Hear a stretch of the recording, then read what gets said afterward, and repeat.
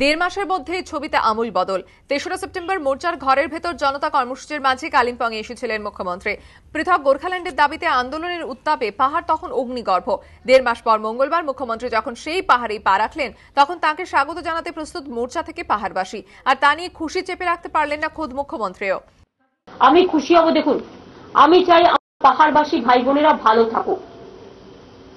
আমি শুধু দেখতে চাই যে ওরা ভালো আছে, কামছো। আমি এটা দেখতে চাই আমার সমতলবাসী ভালো থাকুক, আমার পাহাড় ভালো থাকুক।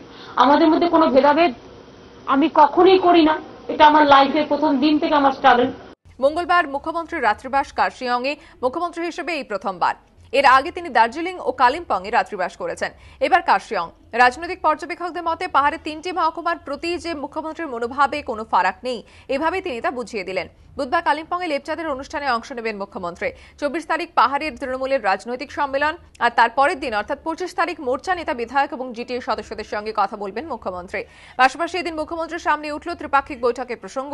সেই প্রশ্নের উত্তরে মুখ্যমন্ত্রীর স্পষ্ট উত্তর, যখন হওয়ার হবে। যখন হবে গভর্নমেন্ট ঠিক করবে, আপনারা এটা ঠিক করবেন না। এটা তো আপনাদের সাবজেক্ট নয়, এটা সাবজেক্টে প্লিজ এটা স্টেট, সেন্ট্রাল এবং যারা পার্টি, 3টে পার্টি ট্রাইপার্টাইট বলা হয়। Try please don't ask any question related to only me. Is a try means 3জন।